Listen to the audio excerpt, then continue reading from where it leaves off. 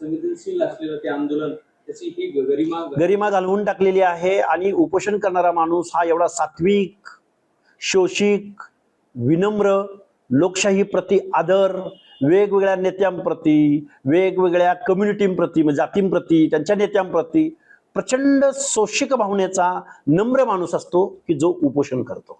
उपोषणकर्त्याच्या तोंडी शिव्या, गावरान शब्द, कोट्या, हे आणि परत लोकशाही प्रति अनादर, परत वेगवेगळ्या जात समूहांबद्दल द्वेषाची भावना, हे उपोषणकर्त्याच्या तोंडी शोभत नाही।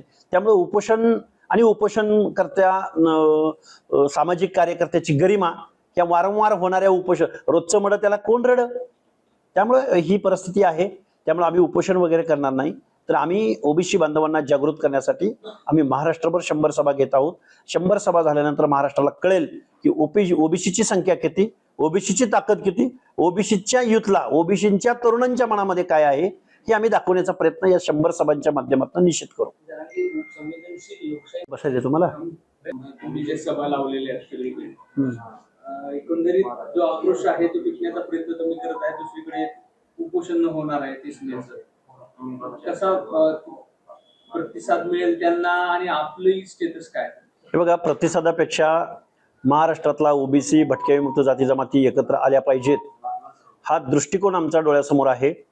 कारण ओबीसी एकत्रित नसल्या कारणानं झुंडीच्या जोरावरती, राजकारण्यावरती दबाव टाकून, सत्ताधाऱ्यांवरती दबाव टाकून इथलं संविधानिक आणि लोकशाहीमध्ये असलेलं आरक्षण हे हिरावून घेतलं जातंय। त्यामुळे ओबीसींची जनजागृती, ओबीसी मध्ये एकी निर्माण करणं आणि योग घातलेल्या लोकल बॉडीज पासून ते विधानसभेपासून ते लोकसभेपर्यंत महाराष्ट्रामधल्या ओबीसींना एकत्र करणे हे आमच्या 100 सभांचं नियोजन आहे। कोणतरी उपोषणाला बसतोय, कोणतरी मागणी करतोय, कोणतरी काहीतरी अवास्तव बोलतोय, शिवराळ भाषेत बोलतोय म्हणून आम्ही आंदोलन पुकारलेलं नाही। तर त्यांची पत्रकार परिषद होण्या अगोदर आम्ही आमच्या या 100 सभांचा शुभारंभ केलेला आहे। आमची अगोदर सभा झालेली आहे। त्यामुळे आम्ही ओबीसींना एकत्रित आणणे, बीजेएनटींना एकत्रित आणणे हा आमचा उद्देश आहे। आणि या सगळ्या वर्गाला ओबीसीचं आरक्षण कसं संपलंय, जातनिहाय जनगणना झाली तर काय होईल आणि जातनिहाय जनगणना न होण्यामुळं आपलं काय नुकसान झालंय, या गोष्टी आम्ही ओबीसी बांधवांना समजावून सांगतोय। आणि उद्या बघा, आमच्या देऊळगाव राजाला 2 आणि सिंदखेड राजाला 2 अशा उद्या आणि परवा या 2 दिवसामध्ये आपल्या 4 सभा होत आहेत। त्यानंतर 24ला सोलापूरला आहे, परत 1-2 दिवसाच्या गॅप नंतर परत आमच्या जवळजवळ 50 ते 60 सभा आता लाईनअप झालेल्या आहेत। त्यामुळे ओबीसी बांधवांना जागृत करणं, एकत्र आणणं आणि इथल्या सत्ताधाऱ्यांना, विरोधकांना, वेगवेगळ्या पक्षाच्या प्रमुखांना, आमदार खासदारांना ओबीसीची काय ताकद आहे हे येऊ घातलेल्या प्रत्येक निवडणुकीमध्ये आम्ही दाखवून देण्याचा प्रयत्न करणार। आम्ही उपोषण अजिबात करणार नाही, लक्ष्मण हाके तरी करणार नाही। त्यामुळं उपोषण करायचं, सलाईन घेऊन उपोषण करायचं, हे उपोषणाचं हत्यार बोचट केले लोकशाहीमधलं। सलाईन घेऊन, परत पडद्या आडून, परत चादरी आडून काहीतरी खायचं आणि परत आलेल्या डॉक्टरांना धमक्या द्यायच्या, या डॉक्टरतर्फे मला तपासू नका असं म्हणायचं, हे असं उपोषण असू शकत नाही। उपोषण हे खूप त्यागाची भावना आहे। उपोषण हा जीवाशी खेळ आहे आणि खूप मोठ्या कम्युनिटीसाठी न्याय मिळवून देण्यासाठी लोकशाहीतलं शेवटचं हत्यार आहे। पण त्या चेष्टेचा विषय झालाय हे मी तुम्हाला जबाबदारीनं सांगतो।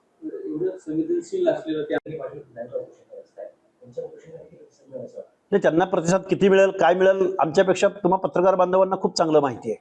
त्यामुळे त्यांना प्रतिसाद, ते बघा, झुंड निर्माण करायला वाळूवाले, रेतीवाले, 2 नंबरवाले हे लोक गर्दी जमवतात। मग गर्दी जमवतात म्हणून समजा एखाद्या गावातल्या सोसायटीमधल्या एखादंच कुंभाराचं घर असतं, एखादंच सुताराचं घर असतं, तो मोर्चा नाही काढू शकत। तो कुंभार, एकच घर आहे गावात त्याचं, पण त्याला संविधानाने अधिकार दिलाय। मग तो मोर्चा काढू शकत नाही, राजकारणात प्रभाव दाखवू शकत नाही, म्हणून त्याचं काय तुम्ही घर काढून लावणार का? त्याचे हक्क अधिकार काढून घेणार का? त्याच्या आरक्षणात तुम्ही घुसणार का? इथं काहीतरी संहिता आहे, इथं लोकशाही आहे। ही लोकशाही न मानणाऱ्या माणसाचं हे उपोषण आहे। त्यामुळं किती प्रतिसाद मिळतोय आणि काय प्रतिसाद मिळतोय, उद्या एखादा लाखोचा मोर्चा निघाला म्हणून उद्या काय एखादं रिझर्वेशन पॉलिसी किंवा संविधानामधली एखादी तरतूद किंवा संविधानाच्या काही गोष्टी तुम्ही काय रद्द करणार का? मुळात संविधान मानायला त्यांना अगोदर सांगा। संविधान तू मानणार असशील तर उपोषण करण्याला अर्थ आहे। संविधानच ते मानणार नसतील, ते आम्हाला कसं देत नाही बघू, आम्ही घुसू, तुम्ही का आमचे दाखले देत नाही, कुणबी सर्टिफिकेट का इश्यू करत नाही, म्हणजे तुम्ही कास्ट सर्टिफिकेट स्क्रुटिनी करणाऱ्या संविधानिक लीगल आयोगाला मानत नाही याचा अर्थ मी सांगतोय म्हणून द्या.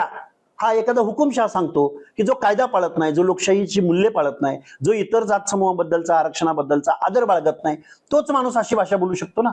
त्यामुळे कुणी किती प्रतिसाद मिळाला म्हणून लगेच मुख्यमंत्र्यांनी त्याच्यासमोर झुकलं पाहिजे हे असं न्यायाला धरून होत नाही. सर, त्यांनी 30 तारखेचं उपोषणाची घोषणा केली होती. त्यापूर्वी सरकारचं शिष्टमंडळ म्हणा किंवा प्रसाद लाड जे आमदार आहेत ते उद्या अंतरवली देत आहेत त्यांची चर्चा करावी, याकडे कसं बघता? कोण प्रसाद लाड? ते काय हॉटेलवाले का? हॉटेलवालेच ना, हॉटेलवाले कॉर्पोरेटमध्ये आहेत ते प्रसाद लाड का? त्या प्रसाद लाडांना हेच जरांगे लाड्या, बाडगुळा, माकड अशा अनेक शेलकी विशेषणं त्यांच्या बाबतीत वापरलेले आहेत. मग आता तेच प्रसाद जी लाड आता त्यांच्या भेटीला येत आहेत का? मला वाटतंय हे खूप काय म्हणायचं, कॉर्पोरेट मधला एक माणूस बेकायदा मागणी करणाऱ्या माणसाला येऊन भेटतोय. हे खऱ्या अर्थानं त्यांच्या जर मागण्या काय काय कसं समीकरण आहे? कोण आहेत प्रसाद लाड? प्रसाद लाड काय सामाजिक विचारवंत आहेत? कुठल्या संविधानिक आयोगावरचे अध्यक्ष आहेत? कुठल्या वैधानिक पदावर बसलेले आहेत? कुठल्या मुख्यमंत्री किंवा या आरक्षणाच्या संदर्भातले उपसमितीचे अध्यक्ष आहेत? काय म्हणून येत आहेत प्रसाद लाड? कॉर्पोरेट मधला माणूस म्हणजे मनोज जरांगेंना डील करायची. ती डील मग पैशाची असू शकते, ती डील आपल्या भोवती असलेल्या सगळ्या वाळू माफियांची, 2 नंबरच्या धंद्यातल्या माणसांच्या बाबतीमध्ये काहीतरी डील करायची असणार आहे. कोण आहे प्रसाद लाड की ते प्रसाद लाडांना बोलवत आहेत?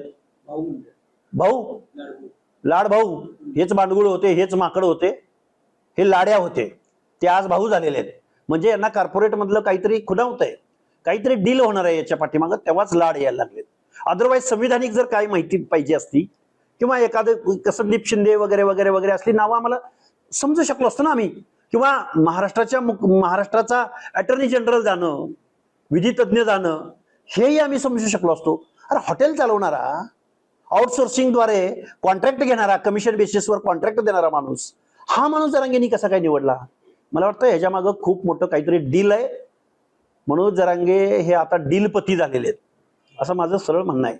उद्योग मंत्री येऊन गेले की जरांगेचे उद्योग सुरू होतात, त्यांचा रेतीचे डंपर तपासायला मी सुद्धा येणार आहे असं सदावर्तेंनी हल्लाबोल केला. नाही, सदावर्तेंनी हल्ला, त्यांना वैयक्तिक अधिकार आहे, त्यांनी काय बोलावं हा तो त्यांचा विषय आहे. पण उद्योग मंत्र्यांनी काय करावं हा खरं तर चिंतेचा विषय आहे. कारण मनोज जरांगे आणि त्यांचं आजपर्यंतचं आंदोलन हे नेहमी संशयाच्या भोवऱ्यात अडकलेलं आहे. त्यामुळं सामान्य जनतेला आता कळायला लागलंय आणि मराठा बांधवांनाही आता कळायला लागलंय. पण ओबीसींचं मात्र खूप मोठं नुकसान झालंय हे मी खूप जबाबदारीने मी तुमच्या समोर सांगू शकतो. कालच्या उपसमितीच्या बैठकीमध्ये काय झालं? कारण काही नवीन जाती ओबीसी ते बघा, नवीन जाती नाहीयेत त्या, ज्या 28 ते 32 अशा जाती आहेत की ज्यांच्या ऱ्हस्व दीर्घ वेगवेगळ्या प्रदेशामध्ये वेगळ्या नावानं पुकारणं, अशा एक इरेग्युलर गोष्टीमुळं मंडल आयोग अस्तित्वात आल्यापासून त्या जातींना आरक्षणाचा लाभ भेटलेला नाही. आणि असं न होण्यामुळं एमपीएससी युपीएससीच्या मेरिट लिस्ट पर्यंत, इंटरव्ह्यू पर्यंत जाऊन तिथून माघारी आलेले 100 ते 150 तरुण आहेत. म्हणजे 100 ते 150 तरुण युपीएससीच्या यादीमध्ये जाऊ शकलेले नाहीत आणि खूप मोठं नुकसान या जात समूहांचं झालेलं आहे.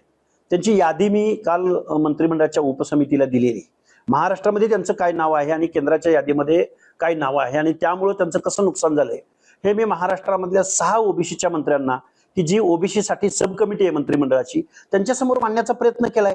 आता कसा प्रतिसाद मिळतोय, ते कसं पर्क्युलेट होतंय, न्याय मिळणार का नाही मिळणार, जर आमच्या ओबीसी बांधवांना तरुणांना जर हा न्याय मिळणार नसेल तर आता जे काही चालू आहे ना, काक्रोच जनता पार्टी, जेन झीचं वादळ जे सुरू आहे ना 2-4 दिवसापासून, हे वादळ तुम्हाला पुढच्या कालावधीमध्ये बघायला भेटेल. तोच प्रश्न होता तरुणाचा तुम्ही उल्लेख केला. सीजेआयचे त्यांनी एक वक्तव्य केलं होते, काही तरुण बेरोजगार आहेत, सोडासारखे. त्यानंतर खरं तर ही मोहीम सुरू झाली आणि मोठा प्रतिसाद मिळतोय सोशल मीडियावर. आज तुम्ही एक आंदोलक म्हणून कसं बघताय सगळं? हे बघा, सीजेआयनी थोडस जबाबदारीनं वागायला हवं होतं.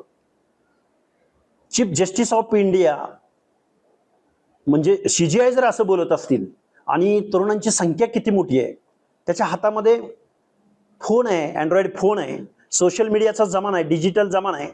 या जमान्यामध्ये काय क्रांती होऊ शकते हे आता सीजीआयला नव्हे, सीजीआय तर सोडा, पण महाराष्ट्राचे मुख्यमंत्री, देशाचे पंतप्रधान राज्यकर्ते, सगळे आमदार, खासदार, मंत्री, विरोधी पक्षनेते, पक्ष चालवणारी मंडळी, या सगळ्या लोकांना कळून चुकेल की तुमचं जे चाललंय ते बरं चाललेलं नाही. विरोधकाची भूमिका बरोबर नीट पार पाडत नाही आणि सत्ताधारी इथल्या लोकशाहीला मानत नाही. प्रत्येक गोष्टी टेंडरिंग मध्ये, कमिशन मध्ये, इरेग्युलर सगळ्या गोष्टी पायदळी तोडल्या जात आहेत. जर तुम्ही या युथ जनरेशनला, जेन झीला जर समजून नाही घेतलं तर तुमच्यावर सुनामी समुद्रामार्गे येईल, आभाळातून येईल की अजून कुठल्या मार्गाने येईल याची तुम्ही कल्पना सुद्धा करू शकत नाही. सीजेपीच्या माध्यमातून तरुणाचा आक्रोश व्यक्त होतोय का देश? अरे आक्रोश नाही, ही सगळी माणसं धुळीला मिळालेली असतील. बरं, ही जी काही कॉक्रोच जनता पार्टीच्या माध्यमातून तरुणांच्या मनामधली भडास व्यक्त केली जातोय, आज प्रत्येक माणूस उठतोय आणि मी कॉक्रोच जनता पार्टीचा सदस्य आहे म्हणतोय आणि तो सोशल मीडियाला टाकतोय. त्यामुळं एका क्लिकवर जग एकत्र आलेलं आहे. त्यामुळे सत्ताधाऱ्यांनो, तुम्हाला घरी बसवायला ही नवीन पिढी, ही जेन झी तुम्हाला मागं पुढं बघणार नाही. त्यामुळे सावध असा, नाहीतर तुमचा कार्यक्रम करेक्ट होईल. 29ला सत्तेवर येईल की? 29ला हे बघा, ही जेन झी आहे ना, या जेन झीला इथली सिविक सेन्स द्या. आता माझा इंग्लिश शब्द कसा आहे बघा, सिविक सेन्स जर त्यांच्याकडे नसेल तर इथं लोकशाही राहिली बाजूला, मतदान राहिलं बाजूला, सत्ता परिवर्तन राहिलं बाजूला. नेपाळमध्ये ज्या पद्धतीनं उठाव झाला, क्रांती झाली, त्या पद्धतीनं हा देश सुद्धा क्रांतीच्या उंबरट्यावर उभा आहे. ह्या तरुण जनरेशनला समजून घ्या, त्यांना लोकशाही मूल्य समजावून सांगा. पण ही लोकशाही मूल्य समजावून सांगत असताना तुम्ही लोकशाहीप्रमाणे वागा. नाहीतर तुम्ही सगळ्या कॉर्पोरेट वर्ल्डचं जर राजकारण करत असाल तर ग्रामीण भागामध्ये काय चालू आहे, दीनदलिताकडे काय चालू आहे, भटके विमुक्तांचं काय चालू आहे, शेतकऱ्यांचं काय चालू आहे, या सगळ्या गोष्टींचा जर तुम्ही एका बाजूला लाखो करोड रुपयांचे प्रोजेक्ट करता, लाडकी बहीण योजनेच्या हेडखाली तुम्ही 30-35 हजार कोटी रुपये वर्षाला देता, पण तरुणांच्या हाताला रोजगार उपलब्ध होत नाही. तुम्ही नोकरी देऊ शकत नाही, तुम्ही महागाईचा भत्ता देऊ शकत नाही. हे जी काही आत्ता हातामध्ये मोबाईल घेऊन बसलेली डिजिटल मीडिया ज्याच्या हातात आहे, त्या लोकांना जर असं तुम्ही बेरोजगार ठेवलं ना, हा विषय फक्त त्या CGI पुरता नाही, हा विषय फक्त बेरोजगारी पुरता नाही, तर हा सिविक सेन्स जर या पिढीला नाही मिळाला तर क्रांती अटळ आहे. हा देश क्रांतीच्या उंबरट्यावर उभा आहे. संवेदनशील लोकशाही मार्गाने करणाऱ्या उपोषणासाठी पात्र व्यक्ती पात्र तर अजिबातच नाही ते. कारण उपोषण करत असताना ते जर शिवराळ भाषेचा उपयोग करत असतील, या लोकशाहीमध्ये निवडून दिलेल्या मुख्यमंत्र्यांची आई बहीण काढत असतील, वेगवेगळ्या समूहाचं प्रतिनिधित्व करणाऱ्या, किमान त्या जातीचा फेस असलेल्या लोकांना आईमाईवरून बोलणार असतील, हे कसे काही उपोषण करते असू शकतात? हे खूप थिल्लर गोष्ट आहे. काय कसं आमच्या मराठा बांधवांनी, राज्यकर्त्या समाजानं, की ज्यांनी शेकडो वर्ष महाराष्ट्रावर राज्य केलं, यांनी असा कसा हा माणूस निवडलाय नेता म्हणून, हा खरंच चिंतनाचा विषय आहे.